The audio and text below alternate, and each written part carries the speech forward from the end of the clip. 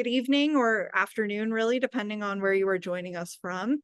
My name is Sydney Yeager, and I'm the Senior Public Programs Producer at the Museum of Jewish Heritage, a living memorial to the Holocaust. I am so pleased to welcome you to today's book talk about Together in Manzanar. Here at the museum, we are dedicated to the crucial mission of educating our diverse community about Jewish life and heritage before, during, and after the Holocaust. As part of that mission, our programs illuminate the stories of survivors, broader histories of hate and anti-Semitism, stories of resistance against injustice, and more. Thank you so much for joining us today virtually. We hope that if you are able to, you will visit the museum in person to see our current and upcoming exhibitions, including Art of Freedom, the life and work of Arthur Szyk, which is opening on December 7th, 2025. Today, we are so honored to be joined by Tracy Slater and Alex Chester Iwata. Tracy is a Jewish American writer from Boston, based in her husband's country of Japan. Her latest book, Together in Manzanar, The True Story of a Japanese Jewish Family in an American Concentration Camp, was named a Jewish Book Council recommended summer read and featured by NPR Morning Edition, among other media outlets. Her previous book, The Good Shufu, Finding Love, Self, and Home on the Far Side of the World, was named a Barnes & Noble Discover Great New Writer selection and one of Pop Sugar's best books of 2015, among other accolades. Slater has also published work in the New York Times, the Wall Street Journal, the Washington Post, Time Magazine's Made by History, and more. Alex is an award-winning performer, writer, and cultural advocate with over 35 years in entertainment. As a mixed-race Japanese and Jewish American, Alex launched Mixed Asian Media to amplify mixed AAPINH voices, a platform featured by Nielsen and included in the Asian American Studies textbook Mosaic. She also founded Mixed Asian Day, a national celebration now held annually in major U.S. cities. Alex has been recognized with the NAAAP Inspire Award, Asian Hustle Network's Unsung Hero Honor, and California's Women of Distinction Award. She serves on multiple national boards, including ACE Next Gen and NY Asian Film Festival, and has spoken at events hosted by TikTok, Amazon, and Tribeca Festival. Her work has been featured in Forbes, Meta Prosper, and Gold House.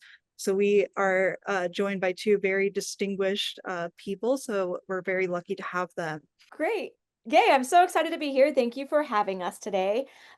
So excited to be talking with you, Tracy. As you know, I'm a big fan and just everything that you do for the mixed community and for the Japanese and Jewish community. I think it's wonderful. So let's start with some questions. Okay. Well, let me just say one Yeah, thing. yeah. I want to thank the museum and Sydney. It's such an honor to be here and to just reiterate that I am super excited to be in conversation with you, Alex. I feel like my cool factor went up just a little bit with my kiddo and he found out that I was going to be in conversation with you. So anyway. Well, thank you. Cool. Okay, so let's start because I want to get as many questions and questions from the audience as we can. So Great. why this story now? Like, I think I know why now, but why this story now? Yeah. Well, honestly, when I started working on the book in early 2020, I didn't actually know how timely the book was going to be for this exact moment that we're in right now. I thought in general it would be timely to our general period because it covers a hidden part of our history, this story of mixed race families in U.S. concentration camps during World War II, and for me the Yoneda story was a fascinating story about a Jewish woman held in a camp for Japanese Americans. And I also felt like as a mother, it was a timeless story of a mother forced to choose among deeply imperfect, painful choices with, in her case, some really brutal cost, no matter what choice she made. And also just as a Jewish American, I, sense that it would offer a really fascinating look at how a Jewish incarceree in an American concentration camp, a woman who herself was swept up in a race-based mass incarceration, how she had to sort of negotiate what felt like a life and death need to her to support the U.S. war effort against the Axis, against the Nazi extermination and slave labor camps from inside an American concentration camp herself. So these were the reasons I thought that the book would be timely pretty much any time. But as you mentioned in your question, as for why it's particularly timely now in 2025, there's some really frightening contemporary parallels that I didn't even foresee at first.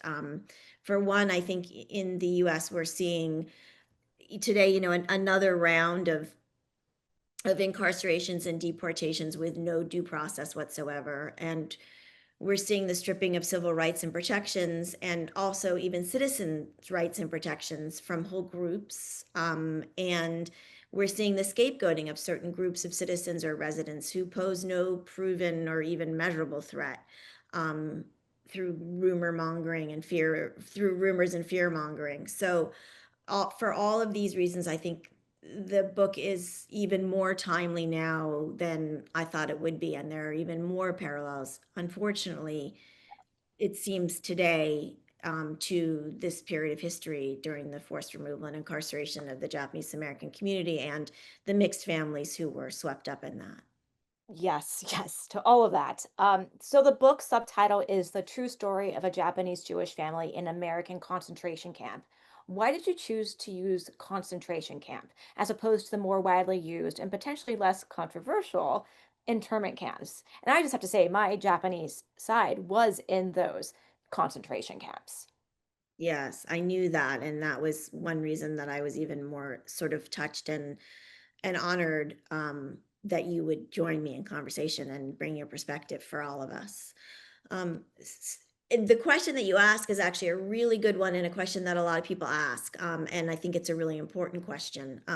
Oh, actually, Sydney, if you could, I have a slide. It's the second slide. It's the sort of first slide in the show, um, except for the cover that shows Manzanar camp. And also, yes, that one, great. The Yonedas in the camp, just so that people can see.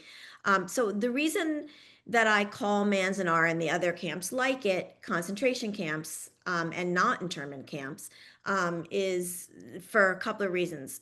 The main one is that internment is actually a legal term that means the imprisonment of foreigners or foreign nationals. And the truth of the forced removal and incarceration is that 2/3 of the incarcerees were US citizens. And this, I'm not even talking about naturalized US citizens, I'm talking about US citizens who were born here in this country, who had never a day in their lives been a foreigner in this country. So 2/3 of the people, which is almost 100,000, you know, an estimated 80 to 90,000, of the incarcerees were US citizens.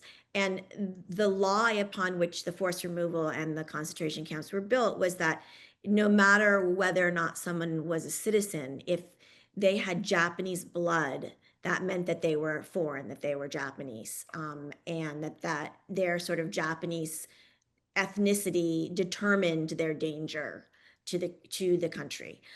So I think it's really important not to use internment camp, since the majority of the people in the camps were not foreigners. And it's really, I think, crucial to honoring and remembering this history accurately, to not, sort of support that sort of myth that these were camps for foreigners. Then the other main reason that I use concentration camp is because that's actually what they were. If you look at the definition of what a concentration camp is, Merriam-Webster defines it as a place where a large number of people, such as prisoners of war, political prisoners, refugees, or the members of an ethnic or religious minority, are detained or confined under armed guard, and without due process. And that's exactly what Manzanar and the other camps like it were. And they were actually referred to as concentration camps in 1942 when they first opened, and for much of the war, although more often in the beginning of the war, which we can talk about later if there's time. I'll just give two quick examples. One is an article that came out in Life magazine in early April 1942 in response to many media reports that Manzanar and the other camps like it would be like a vacation for the quote evacuees that were sent there. Evacuees, Oh my God. yeah. Yeah, it is, yeah, I cite this article in the book, so if you want to Yeah. actually look it up, you can find the actual article. It was on April 6, 1942, that they published a piece in response to this, and they said, quote, Manzanar, for all its hopes and assets, was a concentration camp designed eventually to detain at least 10,000 potential enemies of the United States. And they went on to note that 4/5 of the people in Manzanar would be US citizens. I don't know if it ended up being 4/5 or 2/3. I know 2/3 was the average among all the camps. Manzanar may have ended up being 4/5. Mm. And they further reported, and I quote, the commanding general of the West Coast area promised the Army would not shrink from using force to complete the evacuation, which is what the Army was calling it, if other methods failed. So clearly the media was using concentration camps. And then, as were politicians, I have one last example.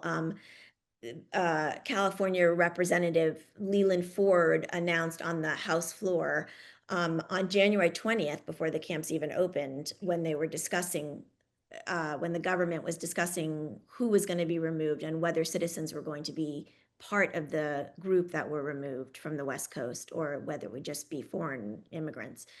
He said, quote, any patriotic native-born Japanese person, by which he meant any Japanese American citizen, but he somehow couldn't even bring himself to use the term Japanese American citizen. So any patriotic native-born Japanese person who wanted to contribute to the, he actually didn't say person, he said native-born Japanese who want to contribute to the war effort should, he said, quote, submit himself to a concentration camp and, quote, should not object to that small sacrifice. So one last quick point that I'll make is that, incidentally, one thing I discovered while researching this book and the period leading up to the opening of the camps in the US is that concentration camp was actually a euphemism itself that the Nazis used starting in the 1930s. And then throughout the war, to obscure the truth of their own slave labor camps, which is what they were sort of in the late 1930s, and then eventually extermination camps. They called them special concentration camps. And so that was a term that they themselves used to kind of obscure the truth of what they were actually doing in their camps. So for all those reasons, I use concentration camp and do not use internment camp. Well said. Well said. Well, it makes perfect sense to me. Myself have started using those terms as well. And in most of the people I would say within my mixed Asian, especially mixed Japanese community, we also use that term as well. Mm. So, next question. Elaine and Karl themselves were ambivalent about using the term concentration camp to describe Manzanar. Why? And what was it like to write a book about their lives in their incarceration and to insist on using a term they sometimes avoided? Yeah, it's a really good question. And I sort of, I don't know that I struggled with it pragmatically, but I kind of struggled with it um, just sort of emotionally and what they would think about it. But their attitude and their use of this term progressed. This term concentration camp progressed as the war went on and as news of the Nazi camps began to break, which started the Nazi camps that the Jews were going to start this details about those camps and that they were really extermination camps. Although there wasn't, I don't think, details about the gassings in the early 1942, but that they were extermination camps. Those started to leak out while they were in Manzanar, those details. But in any case, upon arrival in Manzanar, they saw the armed guards, they saw some barbed wire. By the end of the time, the entire camp was surrounded by barbed wire, but it wasn't at first, but there was barbed wire. And they saw that the camps had no role in protecting the quote evacuees, which is what, some politicians and some people in the media were sort of trying to sell them as. They knew that they were in a concentration camp when they arrived. But as I mentioned, as news of the Nazi atrocities and also the Japanese imperial atrocities, they were both very, very against the Japanese imperial forces and Japanese imperial sort of project.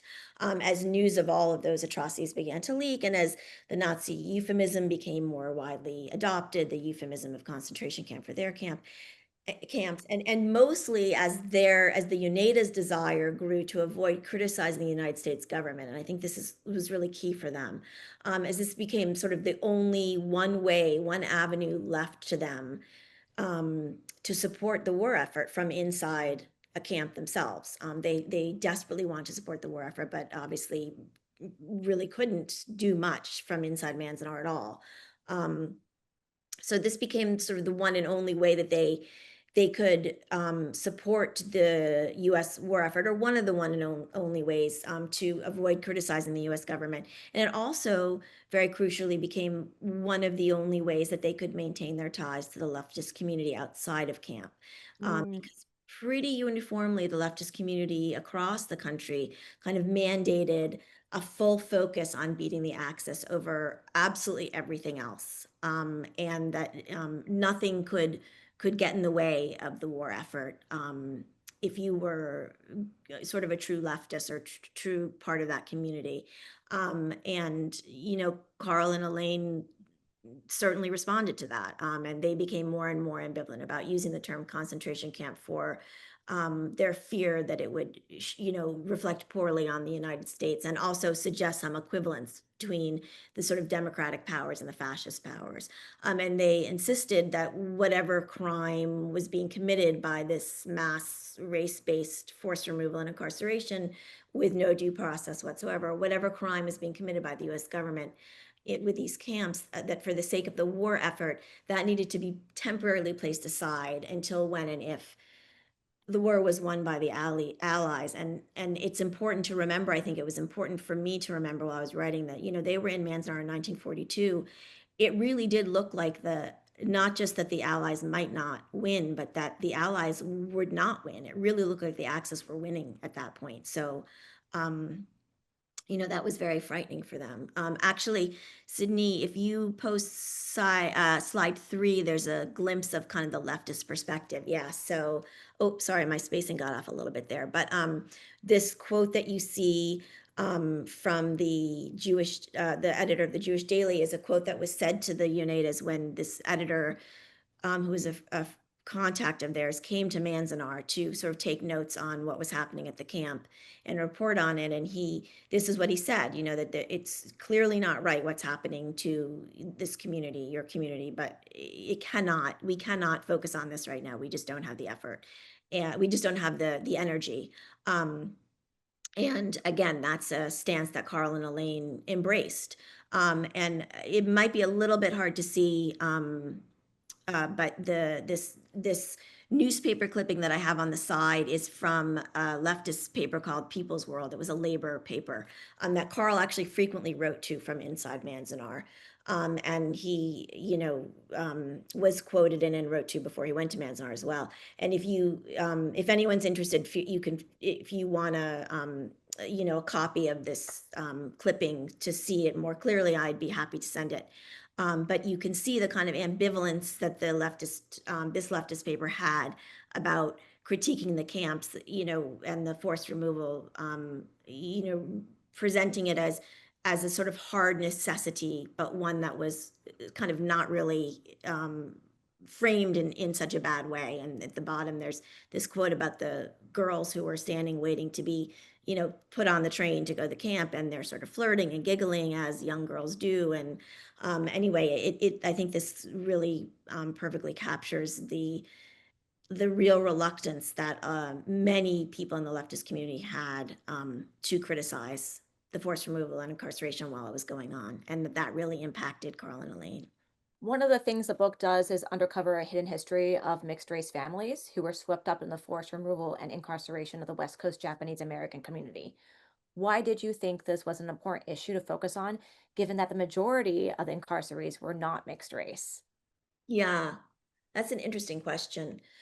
So it's true that there were only about 2,100 people in mixed race families who were incarcerated, and that includes not just mixed race people, but or people who were not of Japanese descent themselves, but it also includes some Japanese people who themselves were in mixed race families. So that's the number that historians have tallied of people who we could find evidence for who were themselves in a mixed race family, who were incarcerated. But this, of course, suggests that there were thousands of others who were impacted by the forced removal and incarceration for all the people who did not go into camp, but who remained outside of camp and endured family separation.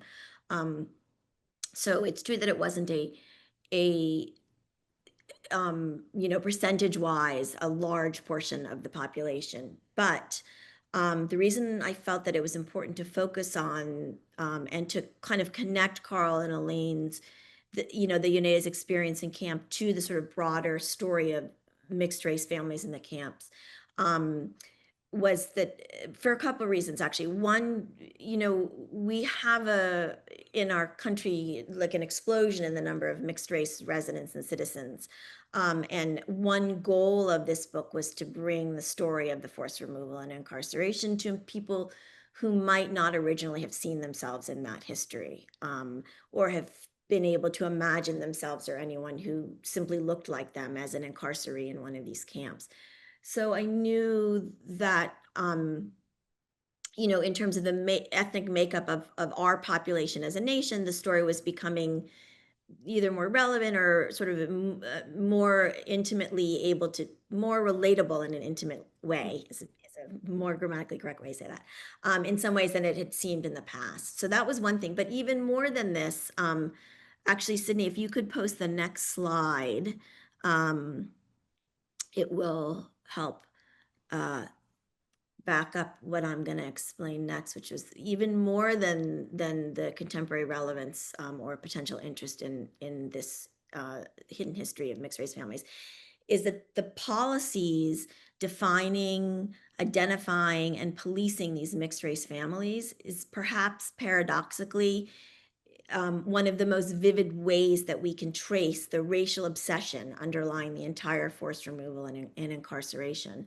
There are still plenty of people today, and there were overwhelming majority of people in 1942 who believed that the forced removal and incarceration was due to military necessity. That's what the army said. That's what the government said. And sort of paradoxically, the policies policing mixed race families in and around the camps is kind of the most undeniable evidentiary trace that we have, that it was racism pure and simple and not military necessity that motivated this event in our history. If you look at the request and waiver of a non-excluded person, which is, I don't know if you can see it, but the title of the first document, yes. If you look at that, what this was for a non-Japanese family member, spouse or parent. In almost all cases, it was a wife and her mother, who non-Japanese, so a person who had no Japanese descent or no known Japanese descent, who wanted isn't the right word, but who felt compelled to enter the camps with their spouse or frequently their children. In order for the government to permit a non-Japanese person with no known Japanese descent to enter the camps, people had to agree to become as if Japanese. You can see that it actually says that in the underlined part. The person agrees to be quote excluded and quote resettled, but to be forcibly removed and incarcerated as if they were a person of Japanese descent. So that it's race that's the kind of factor that confers incarcerability. There were about 134 people, probably a few more, but 134 on record, that the records still exist for people who had no known Japanese descent at all in the camps. As I said, this was mostly women who wanted to stay with their children and husbands who were not willing to have the government take their child or children away, or sometimes their spouse, which was the case with Elaine Yoneda.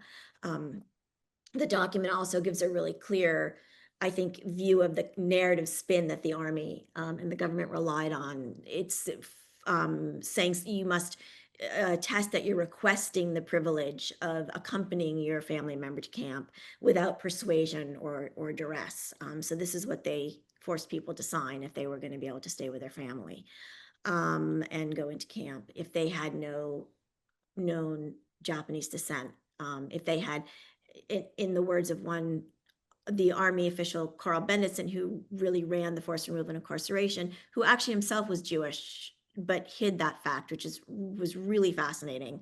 Wow. I thought when I was researching this, and won't go into it now for sake of time, but it's really explored in the book.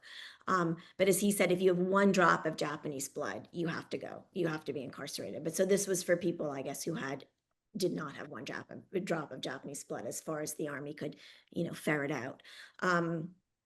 So that's the request and waiver. If you look at the policy on the other side of the page, this was a policy that was released in July of 1942, as it became, clear that despite this request and waiver of non-excluded people, there were people in the camps who were not Japanese, or who had no, not one drop of Japanese blood in Benditson's terms. And so in July 1942, it became clear that not everyone in the camp was Japanese, or not everyone in the camp looked Japanese in the case of mixed race families, which was quite concerning, as you'll see in a minute, to the administration. It was alternately called the mixed marriage or the mixed blood policy, but its objective, as the head of the Western Defense Command, who was Benditson's boss, his name was John DeWitt, the objective of the mixed blood policy or mixed marriage policy was to, quote, protect mixed blood children and adults from a Japanese environment. And what this did was it allowed an application for release from camp. So it allowed an incarcerated family to make an appeal for freedom under very specific conditions that related to both race and gender, interestingly enough. The policy sort of worked to divide up the inmate population of mixed race incarcerees based on an attempt to measure the danger of an incarceree in the government's mind, depending on both the amount of Japanese blood each person had and the gender mix of the family. So it created kind of a matrix of eligibility for freedom. And then a step further than that was you could either apply for freedom, or you could apply for freedom to leave the camp, but not go home, not go to the West Coast. You had to go east. Or you could apply for freedom to go home, to go to the West Coast. But only certain people were allowed that based on the racial and gender makeup of the family. And I'll just point out, I've underlined it here, but I'll point out quickly, so if you were a family with a non-Japanese, or in not all cases, but many cases, a white husband and a Japanese or Japanese American wife in camp with children, you could apply for release to return to the West Coast. But if you were a Japanese or Japanese American man married to and they really single out Caucasian, or married to Caucasian women, or a Caucasian woman with your mixed race children in camp, you could only apply for release if you were either willing to relocate outside of the West Coast, or you could apply to resettle, but only in the case of Caucasian women who had married Japanese men and sired children. They use the term sired. You could only apply for release if your husband were either dead or long since separated from the family. So it just shows the sort of contorted, bizarre lengths that the government went to kind of measure as I said, the racial and gender sort of components of the family. And the last sort of thing I'll point out is that there was also a real obsession with the concept of a Caucasian environment. If the family could prove that they had a Caucasian environment before the war, and if in many cases, if they didn't look Japanese, this was again only for mixed race families, they had a better chance of gaining release. And if you if you can go to slide 6, I'll just quickly show you. So in these two cases, these two incarcerees were Japanese. I think one was Japanese woman and one was Japanese American woman, married to non-Japanese men who were not in the camp, and they applied for release for freedom. And the camp administrators, in supporting their applications for release, would note, despite being a full Japanese ethnicity, they somehow took on the appearance of their non-Japanese husbands, and that this was the reason that they should be, or this was not the only reason. I'm sorry, that's misstating, but that this was one of the main reasons for supporting that these incarcerated should be released. You know, they say for this Mrs. Bettine Lawson, you know, her appearance is that of Chinese because she had married a Chinese American man, and her mannerism is more Americanized. Again, whatever that means, I don't know. And then for this incarceree who's only identified as a Mrs. Ramos, who was married to a man from the Philippines. Administration supported her release from camp by saying she does not appear to be Japanese. She looks actually more Spanish. So she somehow didn't just take on the look of her husband, but she took on the look of the colonizers of her husband's homeland. And that this is the reason that she should, one of the reasons that she should be allowed to go back to the West Coast. So, and then Goodness. yeah, it's really unbelievable. It really just puts down any remaining notion that this could have been about military necessity. And then the last slide I'll show on this topic it's the next slide. It's the Manzanar's children's village, what they call it. Was the only orphanage among all of the camps. And it's another place that's relevant, not just for mixed families, but also for the Yoneda family in particular, for the kind of harrowing glimpse it gives of camp policies. This is it. The opening scene of the book is, the government and the army trying to take Karl and Elaine's 3-year-old son away from Elaine. Karl was already in Manzanar, trying to take their 3-year-old son away from Elaine and put him in Manzanar. And they were saying to Elaine, you can't go, it will be too hard for you. And it will be fine because he'll be in Manzanar, he'll be in the children's village, so he'll be fine. Just briefly wanted to read you a paragraph from the book about this children's village. You can see, that there are kids who are of mixed ethnicity who were incarcerated at the camp, and very young children, mixed ethnicity or not. Eventually, the children's village would grow to house over 100 children, about 20 of whom were of multi-ethnic lineage. Some had no living parents or relatives, and some had families who, before the war, had been unable to care for them, and so placed them in a Japanese orphanage.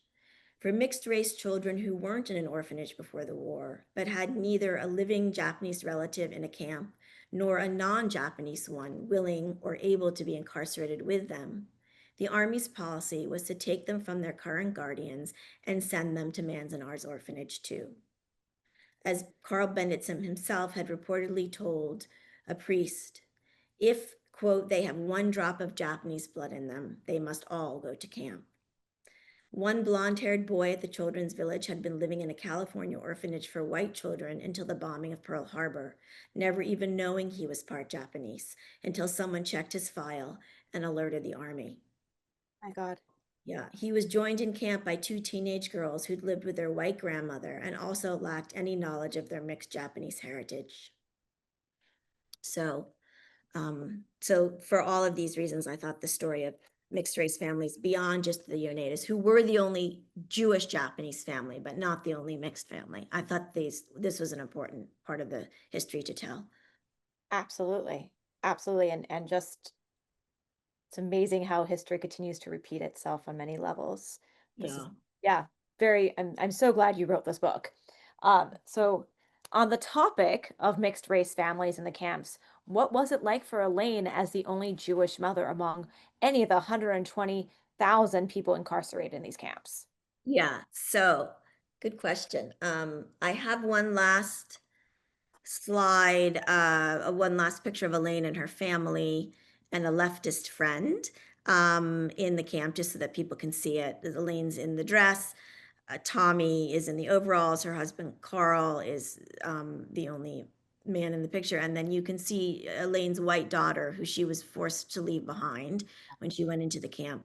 She was married before, her first marriage was to a white Irish Catholic man, and she had the daughter who was a young teenager when Elaine had to choose whether or not to go into the camp with Tommy, or her own Karl's 3-year-old son. So one of their friends from the leftist community brought her daughter to visit them in Manzanar. That's what this picture is. But to go back to your question, Elaine, she either wrote much more about being a leftist in Manzanar than being Jewish, or she only made public much more what she wrote. I don't know that she never wrote anything about it, but we do have her diary, her handwritten, diary that she didn't publish, um, from Manzanar, and in that as well, she writes much more about being a leftist than being the only Jewish woman. Let's put it that way, on record. But she did note some moments of anti-Semitism that I talk about in the book. And she was clearly aware of the way that she and Karl stood out, not just for their politics, but also for their mixed marriage. But as for how others treated her specifically as a Jewish woman in Manzanar, apart from being a Jewish leftist, she didn't leave that much concrete documentation or trace. Mm. So I don't want to say definitively, but we can read between the lines in certain ways, or make educated, but sort of easy to generally back up guesses that, clearly her terror of an Axis victory was not just a party line. And, she knew that were the Axis to win, her leftist Jewish Japanese family would not survive.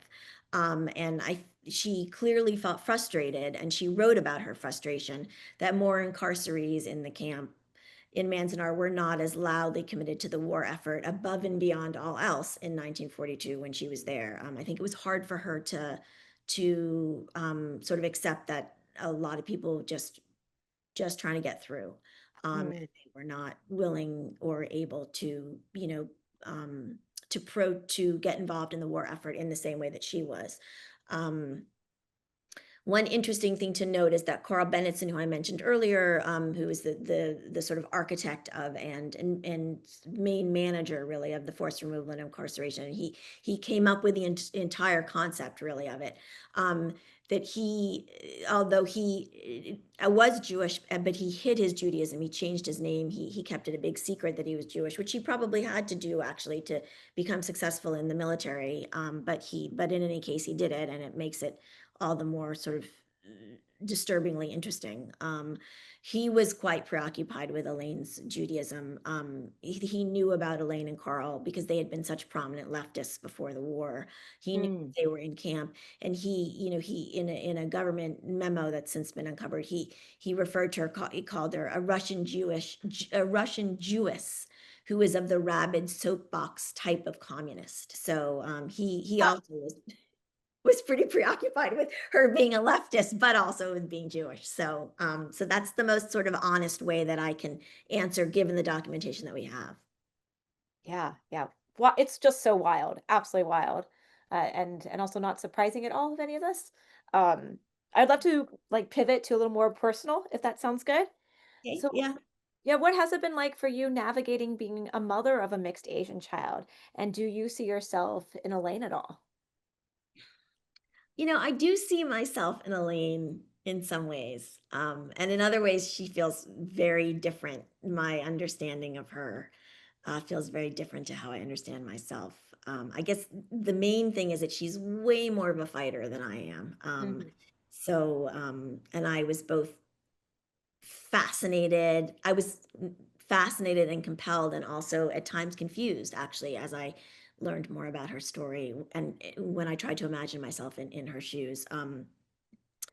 But she and Karl repeatedly said that everything that they did was to try to make the world a better place for their children. And that, all of their activism and all of their, sort of loud stance, which actually, led them, if you've read the book or if you are going to read the book, anybody will see it, it almost cost the lives of Elaine and her son. Of course, they didn't know that it wasn't their intention, but it was a dangerous position to take, to be that much of a fighter and that loudly supportive of the US government from inside of the concentration camp.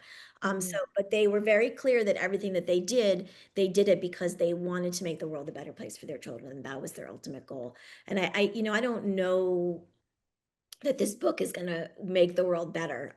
I pretty much know that it's not going to make the world better because books don't Unfortunately, one book never can do that. I But disagree. I disagree entirely, but okay.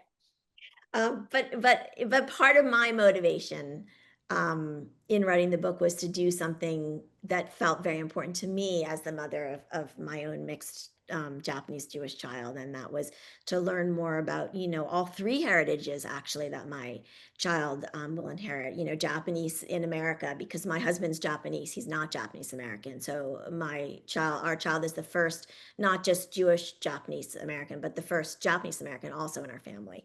So I wanted to learn more about the history of the Japanese in America, Japanese American history, and also Jewish American history, and about the ways that these three streams have intersected in history. So yeah, so I'm still learning both how to be the best mother I can be, and also still learning about these histories. But I do find Elaine inspiring, even though I don't think I could be as much of a fighter as her. I respectfully disagree. I think you writing this book shows the fight in you. This book will change many people's lives within the communities that it involves, and I think that that in itself is showing how strong and impactful and how much of a fighter you are. So I respectfully disagree on this. Coming from you, that's pretty big. I think we all fight in the ways we are able to fight the good fight. And it can be as small as some activism online, as far as like a social media post, taking a stance on a topic, to creating a book, which I think is huge, to so many other ways, being in the streets protesting, et cetera, et cetera. There's all different forms. And I think yours is just one path. And there's no way to really compare it to one or the other, in my humble opinion. I Thank just want you. to say I that. hope Elaine would feel that way, actually. But thank I you. That bet she would. I bet she would. And then, as a Jew of color myself, I wonder how you have navigated the Jewish community with your little one. I have often come across a lot of rejection. And while reading your book, I often thought of Elaine and Karl's children and how being mixed must have impacted them, especially back then, where they don't have like TikTok celebrities that are mixed Asian to see the representation out there. yes. Well, so speaking of, representation, as for Tommy, Elaine didn't leave too much writing behind about what it was like for him to be mixed. Mm. I don't know if that was to protect his privacy, or whether she didn't, she thought more about politics, or whether she just didn't know because she herself wasn't mixed. I don't know. But I do know that there was a biography, or a biographer, a history, sorry, I'm not sure she was a history professor. I don't want to misstate it.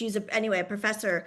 I think she's a professor of labor history, named Rachel Schreiber, who wrote a biography of Elaine that came out. I think it came out in 2020, and it's focused on Elaine and her labor activism. There's not too much in it about Manzanar, but she did actually interview Tommy a year or so before he died.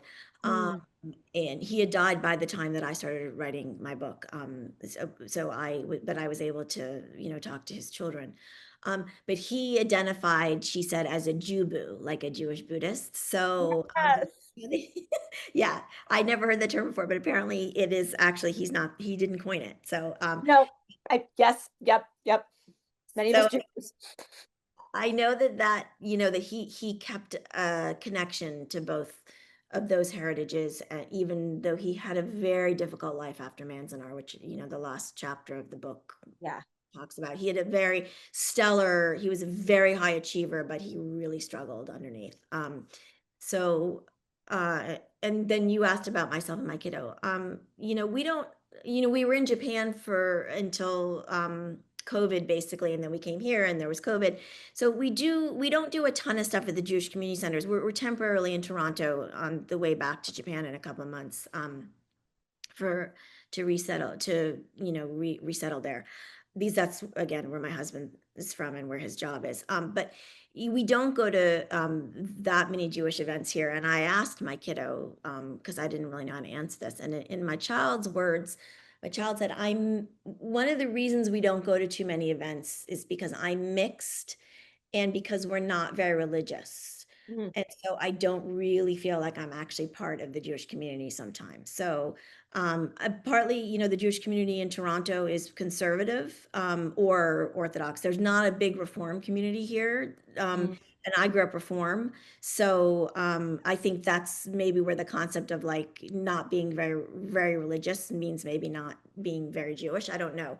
But yeah, so however my child wants to identify as an adult, I will embrace, but I want to learn, as I said, more about these heritages that our kid will inherit. So just so that I can, share more about that if and when our child's interested.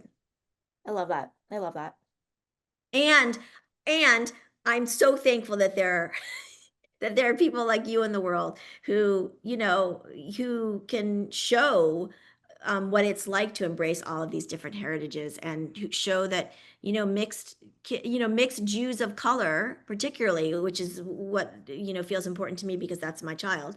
Mixed Jews of color are not alone in the world, and that there's, ways to have community and to have joy and celebration. So really, it's incredible. I'm so thankful that there are people like you in the world, Alex.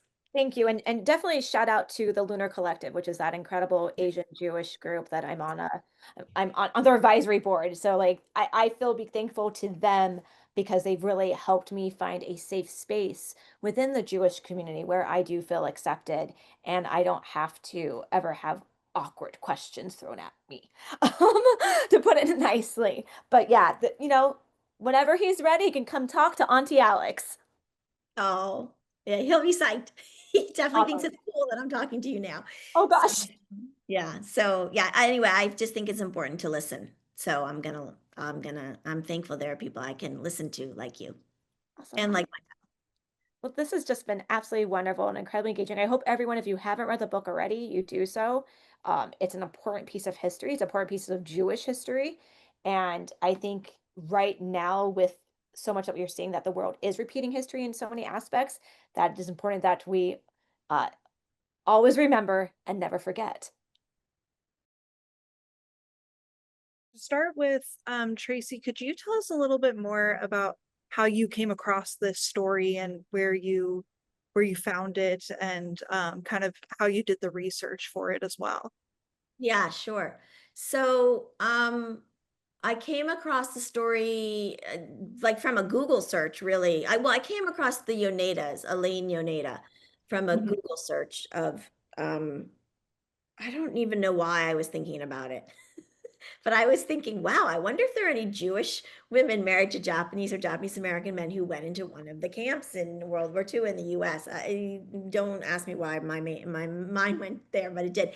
And so I looked it up, and it's actually quite easy to find information about the Yonedas online because they were labor activists and they were very well known, particularly on the West Coast or in the labor community and the anti-fascist community before the war. There was not much written about them about their time in Manzanar, but there was a lot written about them, and they both have archives in California at different places and different universities in California, and they're in the if you have a newspapers.com account, if you get one, you can see they're in the particularly Elaine was in the paper a lot. So so it was easy to find out about them as a couple and their life before the war and their life after the war, because after the war ended and they all survived, which was wasn't clear that they were going to survive for different reasons. Karl ended up going to fight, or he ended up going to the the front. He was a translator, but they were very active in the reparations movement in trying to make sure that the country knew about what had happened in the camps and would not repeat it. So they kind of kept their promise that they would focus on it, but after the war. Um, and so anyway, I found Elaine's diary in Karl's archive, so I could uncover. I just by accident found it, going through the files of what was in the archive, And there's a ton of stuff online, which I think is likely due to the incredible efforts of the Japanese American community. There's a ton of stuff online about the forced removal and incarceration in general.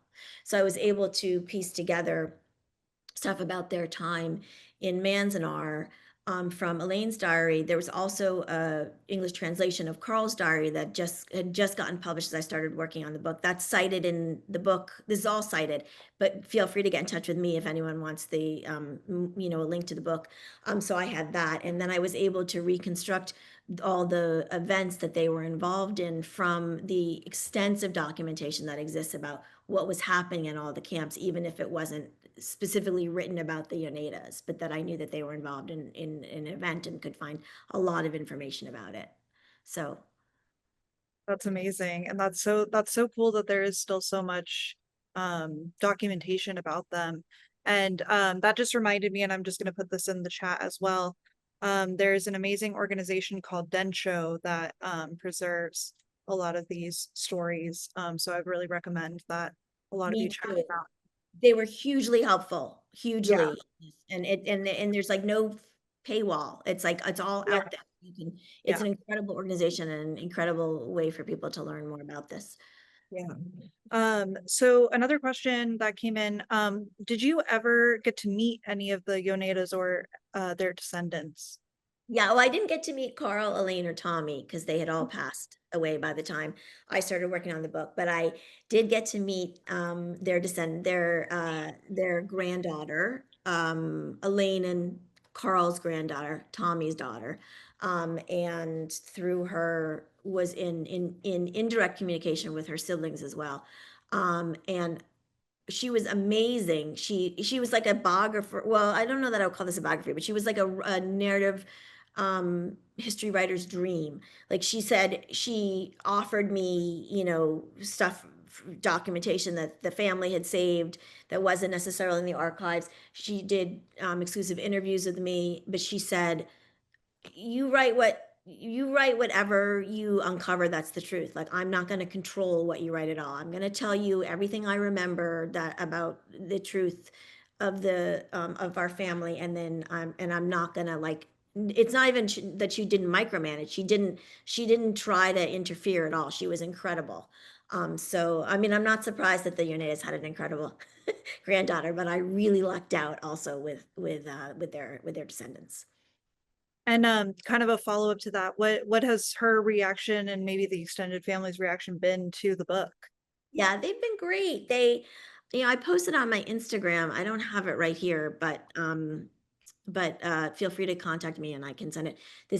I somehow came across the daughter, the Yvonne, the woman who I interviewed, so Tommy's daughter, her daughter, Mhm. somehow found me on social media, and she posted this incredible thing about, this was the first time she had read about her grandparents in a way that really felt.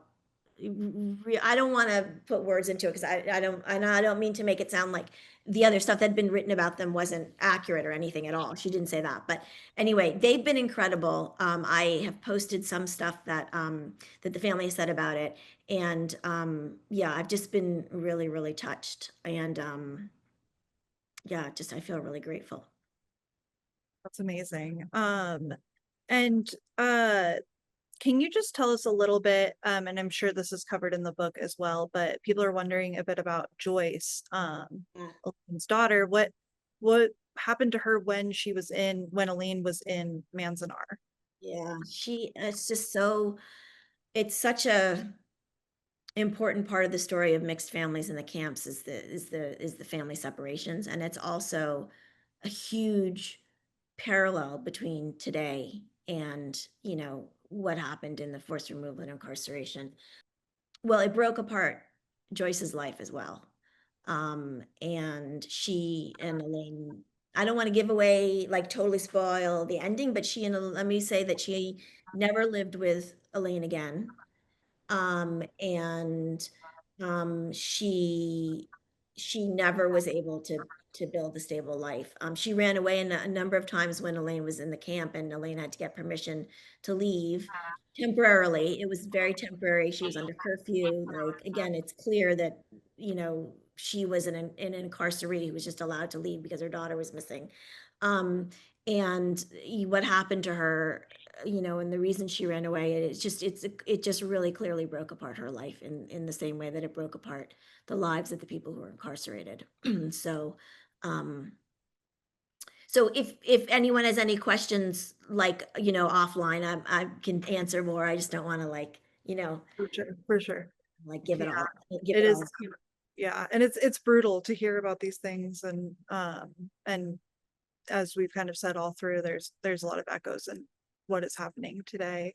I do want to ask for both of you if you could tell us kind of where we can find you, what you're working on next, and just keep us updated on what you're doing. Well, I'll very briefly say my website is just my name, tracyslater.com. TRACY, no E. I think it's up on your website probably. And Yes, it is. yeah, you can find me there, and any questions that didn't get answered, I welcome. You please feel very free to email me and ask me, and I'll get back to you as soon as I can. And my social media stuff is on there too. And I will just briefly say, because I want to hear what Alex is gonna say. I will just briefly say that I'm working on another book. I just started working on another book at the intersection of Jewish and Japanese history. Ooh. Be back again when that one comes Yeah, out. I'd love that. Hey, I'd I'm love, so excited for this book. Yes. and it is intimately related to the Holocaust, even more than this book is. So, Oh, I got yeah. like goosebumps. I'm so excited. Thanks.